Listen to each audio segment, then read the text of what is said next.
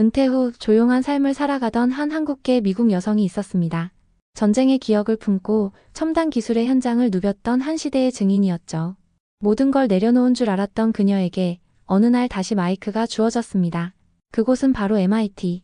세계에서 가장 날카로운 젊은이들이 모인 자리였고, 그녀는 그 자리에서 한국이라는 이름을 꺼냈습니다. 그리고 그날 수많은 외국인들의 시선이 바뀌기 시작했죠. 오늘은 한국의 군사력, 기술력, 그리고 그 저력을 세상에 다시 알린 한 사람의 이야기. 지금부터 함께 들어보시죠. 저는 정미화입니다. 올해로 74, 미국 MIT에서 평생을 보내고 은퇴한 항공우주공학 교수죠. 요즘은 명예교수 자격으로 가끔 강연 요청이 들어오면 응할 뿐 조용한 여생을 보내고 있었어요. 그런데 이번 학기 학교 측에서 제게 특별한 부탁을 해왔습니다. 동아시아 군사 시스템 세미나에 강연자로 나서줄 수 없겠냐고요. 처음엔 조금 망설였죠. 제가 은퇴한 지도 벌써 2년이 흘렀고 요즘 학생들은 군사 이야기에 관심이 많지 않거든요. 하지만 이 강연이 단순한 정보 전달이 아니라 무언가 중요한 메시지를 줄 수 있다면 의미가 있을 거란 생각이 들었습니다. 그리고 무엇보다 한국에 대한 이야기를 할 수 있다는 것이 저를 움직이게 했어요. 강연 당일 저는 아끼는 옥색 정장을 입고 강의실 문을 열었습니다. 수십 명의 학생들이 이미 자리를 채우고 있었고 제 모습을 보고 작은 웅성거림이 흘러나왔죠. 한 학생이 친구에게 조용히 속삭이는 소리가 들렸습니다. 강사님이 저분이야? 그냥 동네 할머니 같지 않아? 웃음이 나왔지만 아무 말도 하지 않았습니다. 어차피 금세 알게 될 테니까요. 자리에 서서 조용히 마이크를 들었습니다. 여러분 만나서 반갑습니다. 저는 정미화입니다.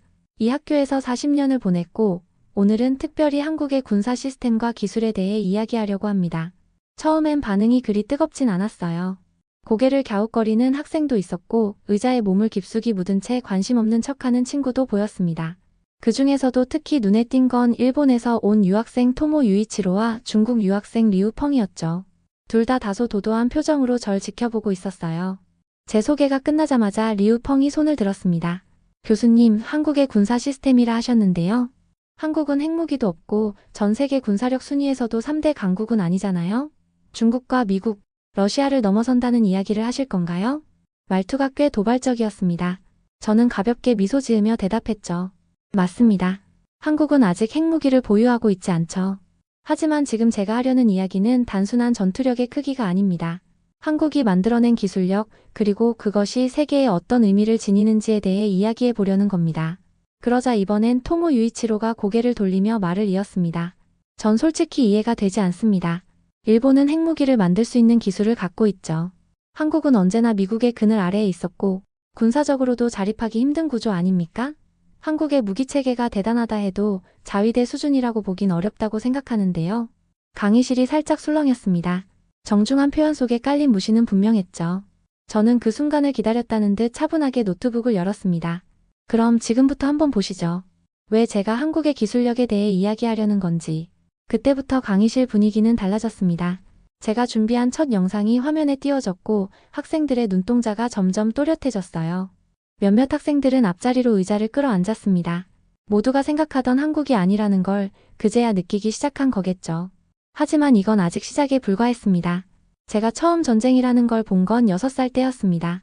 부산 항구 근처 허름한 피난촌에서 엄마 손을 붙잡고 숨죽이며 군용 트럭을 피해 다녔죠. 어디서 날아올지 모르는 폭탄, 끼니 한 끼도 겨우 구해 먹는 나날. 그게 제 유년 시절이었습니다. 저는 한국 전쟁을 직접 겪은 세대예요. 전쟁이란 게 단순히 총과 포탄으로 끝나는 일이 아니라는 걸 너무 잘 압니다.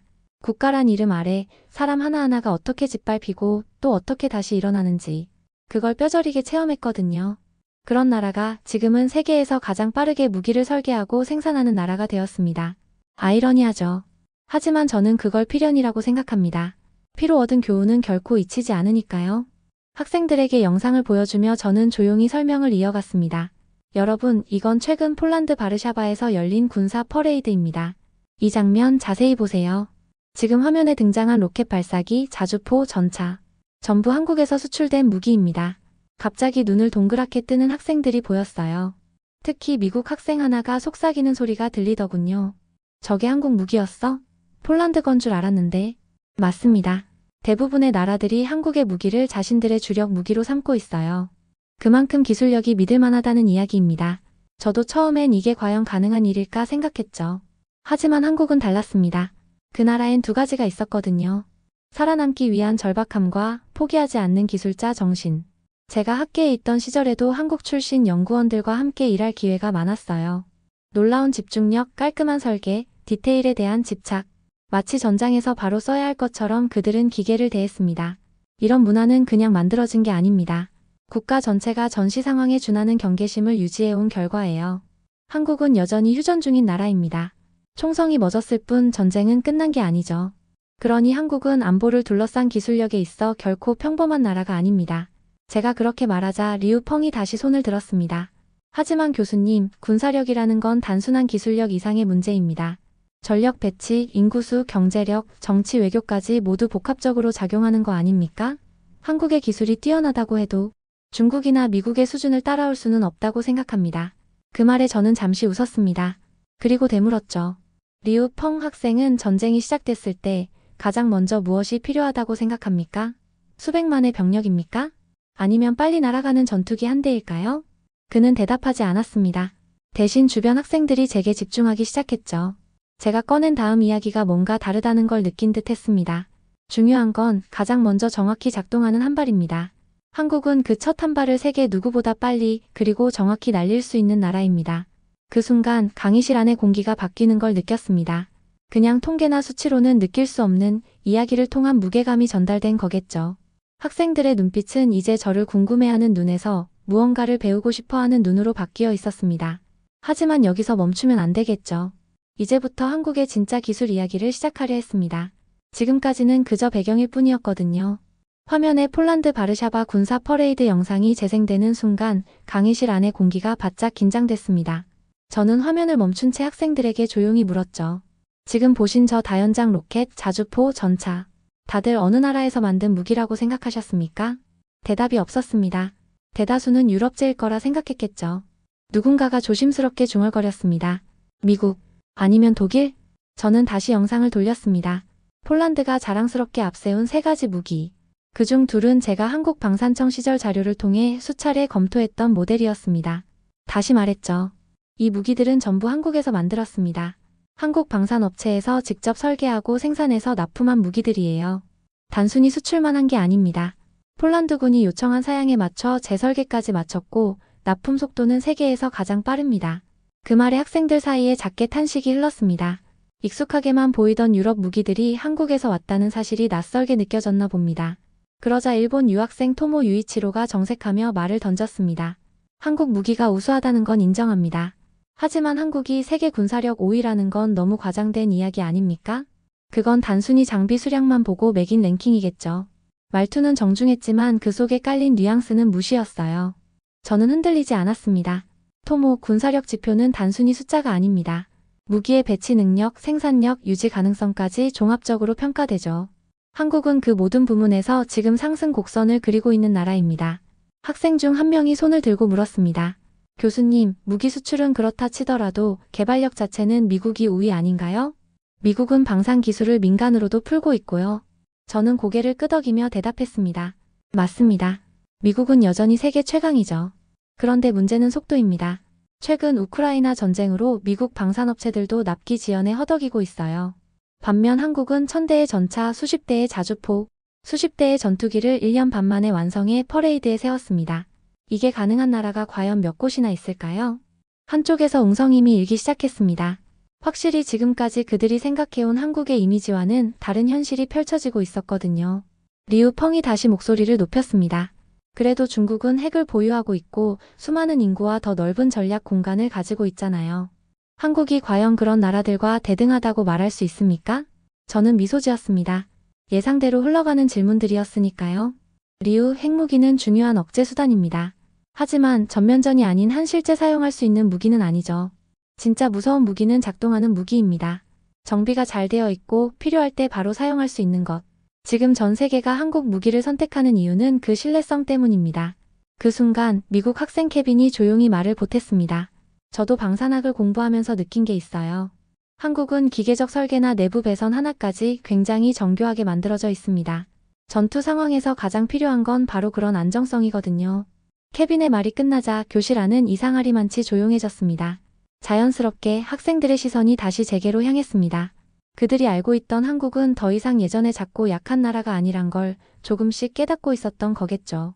그런데 진짜 충돌은 아직 오지 않았습니다. 한국의 SLBM 초음속 전투기 이야기로 넘어가는 순간 강의실은 진짜 폭풍 한가운데로 들어가게 됩니다. 이쯤 됐으니 하나씩 따져보도록 하죠. 저는 그렇게 말하며 다음 영상을 띄웠습니다. 화면엔 잠수함 수면에서 솟구치는 거대한 물기둥과 함께 수중에서 발사된 미사일이 하늘을 향해 날아오르고 있었어요. MIT 강의실 숨소리 하나 없이 고요해졌습니다. 이게 뭔지 아는 학생? 잠깐의 정적 끝에 누군가가 답했습니다. 잠수함 발사탄도 미사일 아닌가요? 고개를 끄덕였죠. 맞습니다. SLBM. 그런데 이건 미국 것도 러시아 것도 아닙니다. 한국에서 만든 한국의 잠수함에서 발사한 무기예요. 더 놀라운 건 이걸 기획부터 실험까지 단 한 달 반 만에 끝냈다는 사실입니다. 순간 학생들 몇 명이 눈을 질끈 감더군요. 말도 안 된다는 표정이었죠. 그럴 만도 합니다. SLBM은 고도의 기술 집약체고 수년이 걸려도 성공하지 못하는 나라들이 부지기수입니다. 그런데 한국은 그걸 해냈고 실전 배치까지 마쳤습니다. 리우 펑이 억지로 손을 들었습니다. 교수님, 설사 그게 사실이라 해도 핵탄두가 없는 SLBM은 위력면에서 제한적일 수밖에 없잖아요. 중국은 핵을 실을 수 있습니다. 그 말을 듣고 저는 차분하게 웃으며 되물었죠. 리우, 한국이 핵탄두를 만들지 못해서 없는 걸까요? 안 만들기로 선택한 걸까요? 그는 대답하지 못했습니다. 그래서 제가 이어서 말했습니다. 한국은 미국과의 협정으로 인해 수십 년간 미사일 탄두 중량과 사거리의 제한을 받아왔어요. 그 규제가 풀린 게 얼마 전입니다. 하지만 기술 자체는 이미 오래전에 갖추고 있었죠. 그건 미국의 방산 관계자들도 인정하는 사실이에요. 이어서 제가 보여준 자료는 한국이 최근 성공시킨 초음속 전투기 KF-21 보라매에 대한 것이었습니다. 처음엔 단순 시험 비행이었죠. 그런데 그 비행체가 단 6개월 만에 음속을 뚫고 2달 뒤엔 야간 비행, 그 다음 달엔 미사일 발사 실험까지 모두 성공해버렸습니다.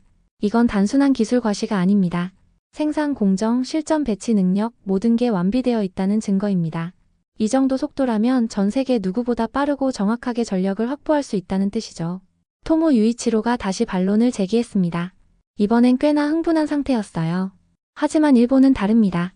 저희는 이미 정밀부품 기술력으로 세계적인 수준입니다. 군사력 지표는 외부로 공개되지 않는 기밀들도 많습니다. 한국이 단지 외부적으로 잘 보여서 그렇게 평가받는 건 아닙니까? 그 말에 학생들이 술렁이기 시작했어요. 이번엔 제가 고개를 숙인 채 노트북을 덮으며 말했습니다. 토모, 그렇게 생각한다면 하나 묻고 싶습니다. 일본은 왜 자국의 무기를 유럽 전장에 납품하지 않죠? 왜 한국 무기만 유럽에서 퍼레이드를 열고 실전 배치되고 나토의 긴급 조달 목록에 오르고 있습니까? 대답이 없었습니다. 게다가 일본은 자위대라는 이름으로 군대를 제한적으로 운용 중이죠. 국제법상 전범국으로서의 책임을 회피하지 않기 위한 장치입니다. 하지만 그걸 군사력 우위의 근거로 삼는다면 저는 할 말이 없습니다. 그 말에 독일 유학생 한 명이 손을 들었습니다. 그는 조용한 목소리로 말했죠. 저는 독일에서 왔습니다. 우리도 전범국이었죠. 하지만 우린 군대를 재창설할 수 있는 기회를 얻었을 때 철저히 반성하고 국제규범을 따르기로 결정했습니다. 자국 과오를 자랑처럼 말하는 건 동의하기 어렵네요. 그 순간 강의실엔 다시 정적이 흘렀습니다. 저는 책상을 톡톡 두드리며 마무리했습니다. 군사력은 단지 힘이 아닙니다. 그 나라가 겪은 역사, 그 안에서 무엇을 배웠는지를 증명하는 수단이기도 합니다. 한국은 과거에 무너지며 배웠고 지금은 지키기 위해 존재합니다.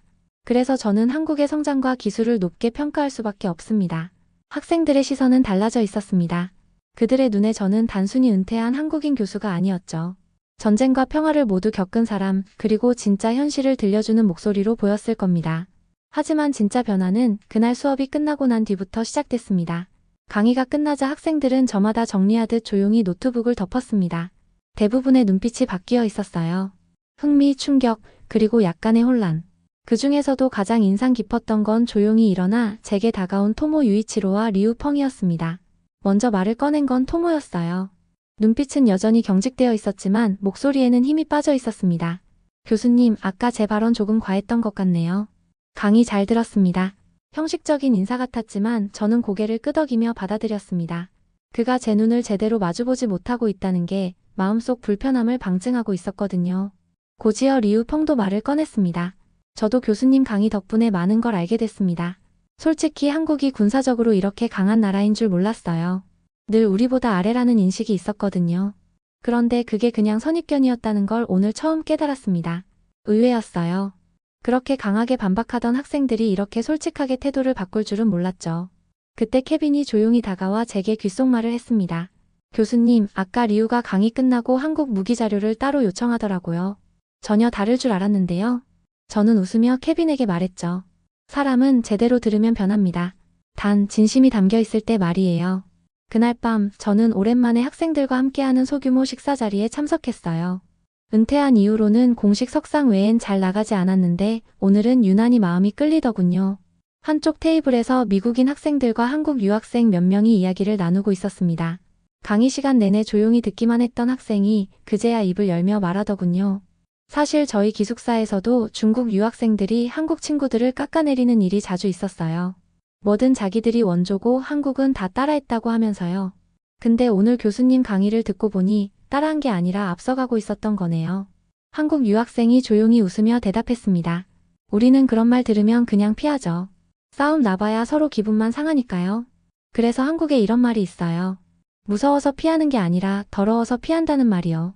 테이블에 있던 학생들 몇 명이 키득거리며 웃었지만 그 웃음은 조롱이 아니라 공감이었습니다. 그 순간 리우 펑이 자리에서 벌떡 일어났습니다. 그리고는 한국 유학생 쪽으로 가더니 고개를 숙이며 말했죠. 정말 미안합니다. 제가 너무 몰랐어요. 중국에서 잘할 땐 한국을 경쟁 상대로도 안 봤거든요. 근데 오늘 교수님 강의를 듣고 자료도 직접 찾아보니 오히려 우리가 뒤처지고 있다는 걸 처음 느꼈어요. 한국이 지금 세계 무기 수출 순위에서 몇 위인지 아세요? 제가 정말 충격받았던 건 그거였어요. 심지어 우리 가족 중에도 한국에 가서 돈 벌고 있다는 사람도 있더라고요. 그 말에 한국 유학생은 말없이 미소 지었고 다른 학생들도 하나둘 박수를 쳤습니다. 그건 단순한 화해의 박수가 아니었어요. 진심으로 변화하는 사람을 향한 존중이었습니다. 저는 그 장면을 조용히 바라봤습니다. 강의실 안에서 뿌린 말 한마디가 이렇게 사람 사이를 바꿔놓을 수도 있다는 걸 다시금 실감했죠. 이날 이후 학생들 사이의 공기는 확실히 달라졌습니다. 자국 중심적이던 몇몇 외국인 학생들도 한국 관련 기사나 자료를 스스로 찾아보기 시작했고 한국 유학생들도 더 이상 기죽지 않고 당당하게 의견을 내기 시작했어요. 이 모든 변화를 가능하게 한 건 진실이었습니다. 그리고 그 진실을 정확히 보고 들으려는 용기였죠. 그런데 이 이야기 여기서 끝이 아닙니다. 이후 MIT 전체를 뒤흔든 또 다른 사건이 있었으니까요. 그 중심엔 한국 방산 기술을 집요하게 반박하던 또 다른 유학생이 있었습니다. 그 이야기를 하려면 조금 더 시간이 필요하겠군요. 강의가 끝난 지 일주일쯤 지났을까요? 저는 연구실 겸 서재로 쓰는 공간에서 자료 정리를 하고 있었어요. 그런데 케빈에게서 급히 연락이 왔습니다. 목소리에 긴장감이 실려 있었죠. 교수님, 방금 MIT 커뮤니티 포럼에서 난리 났습니다. 일본에서 온 유학생 한 명이 강의 내용을 정면으로 반박하며 한국은 국제적으로 로비로 순위를 끌어올린 나라라고 주장하고 있어요. 순간 얼굴이 굳어졌습니다. 예상은 했지만 이렇게 노골적인 도발이 다시 터질 줄은 몰랐죠. 케빈이 말한 유학생은 바로 타카하시 유이치. 전공은 국제안보학, 타 학교에서 청강하러 왔던 학생이었습니다. 그는 제 강의가 편파적이라며 한국의 군사력 순위는 정치적, 외교적 로비의 결과일 뿐이라고 글을 올린 상태였어요. 논리라기보다는 감정 섞인 글이었죠. 한국은 핵무기도 없고 일본의 기술적 기반엔 절대 못 미친다. 교수가 한국인이라 그런지 지나치게 감정적이었다. 이런 식의 표현들이 반복되어 있었습니다. 그 글엔 학생들의 반응이 수십 개 달렸어요. 그중 절반은 반박, 나머지는 당황스러운 중립 혹은 지지였죠. 무엇보다 놀라운 건 한국을 향한 지지가 확실히 더 늘어났다는 사실이었습니다. 케빈도 댓글을 달았더군요. 정미화 교수님은 MIT에서 40년간 재직하신 분입니다. 그분이 제시한 자료는 전부 팩트 기반이었고 한국 국적이라는 이유로 그 진실을 부정할 수는 없습니다. 오히려 그런 태도가 더 큰 편견이죠. 조용히 그 상황을 지켜보면서 저는 무언가 확신이 들었습니다. 누군가는 여전히 한국을 폄하하겠지만 이젠 그 말을 고지곳대로 믿는 사람들은 점점 줄어들 거라는 거죠. 며칠 후 졸업식이 열렸습니다. 교정에선 모처럼 학생들과 교수들이 함께 웃고 떠드는 모습이 가득했어요. 식장 한쪽에서 저를 발견한 케빈이 뛰어오더군요. 숨을 고르며 말했습니다. 교수님, 이번 학기 베스트 강의로 교수님 수업이 뽑혔답니다. 학생들 사이에서 한국이 무섭게 성장하고 있다는 말이 진짜 공감됐다고 하더라고요. 저는 웃으며 대답했습니다. 그건 제가 잘해서가 아니라 한국이 잘하고 있는 거겠지. 졸업식이 끝난 뒤 저는 간단한 식사 자리에 초대받았습니다. 여느 때처럼 담소를 나누던 중 케빈이 조용히 제게 물었습니다. 교수님, 솔직히 말씀해 주세요. 한국은 정말 미국을 넘어설 수 있다고 보세요? 그 질문에 저는 잠시 생각에 잠겼습니다. 그리고 조용히 고개를 끄덕였죠. 넘어설 수 있다는 말은 함부로 못해. 하지만 분명한 건 미국이 한국을 더는 작은 나라로 볼 수 없게 됐다는 거야. 그리고 그게 두려운 사람들도 분명히 있다는 거지. 케빈은 그 말을 가만히 곱씹듯 되뇌었습니다. 식사 자리가 끝나갈 무렵 저는 조용히 자리를 정리하고 나섰습니다. 이제 이곳에서 해야 할 일은 끝났다는 생각이 들었거든요. 돌아가는 길 MIT 정문을 지나며 저는 고개를 들었습니다. 찬란한 햇빛 속에서 학교 깃발이 펄럭이고 있었어요. 그 옆에 작은 국기 하나가 바람에 나부끼고 있었죠. 바로 태극기였습니다. 가슴 한구석이 이상하게 벅차오르더군요. 전쟁의 상흔 속에서 태어나 미국에서 교수로 은퇴하기까지 긴 여정을 걸어왔습니다. 그리고 이제는 제 조국이 세계를 이끄는 힘을 가진 나라로 인정받고 있다는 걸 확인했죠. 그걸 지켜볼 수 있었다는 것만으로도 저는 충분히 감사한 인생을 살았다고 생각합니다. 이제 저는 조용히 물러납니다. 하지만 이 이야기는 아직 끝난 게 아닐 겁니다. 지금도 한국이라는 나라는 세계를 향해 아주 조용하게, 그러나 누구보다 빠르고 강하게 전진하고 있으니까요. 전쟁의 상처를 딛고 일어선 조국, 그 조국을 다시 바라본 한 은퇴한 과학자의 눈. 정미화 교수에게 한국은 단순한 고향이 아니었습니다. 세상의 무시를 기술로 이겨낸 나라, 그리고 침묵 속에서 전 세계를 놀라게 만든 저력. 그녀는 그 자리에서 한국의 이름을 다시 써내려갔습니다. 여러분, 지금 우리가 살아가는 이곳, 그냥 작고 평범한 나라 같지만 어쩌면 누군가에겐 다시 살아갈 이유가 되고 또 다른 누군가에겐 희망이 되는 땅일지도 모릅니다. 그녀의 말처럼 한국은 지금도 조용히 그러나 단단히 전진하고 있습니다. 이 이야기가 오늘 하루 여러분의 마음에 작은 울림이 되었길 바랍니다. 자, 오늘 사연 즐거우셨나요? 그렇다면 구독과 좋아요, 알림 설정 꼭 부탁드리고요. 그럼 지금까지 사연을 읽어드렸던 국뽕숭아였습니다. 더 좋은 사연으로 다시 찾아뵐게요. 영상 끝까지 시청해주신 모든 분들 고맙습니다.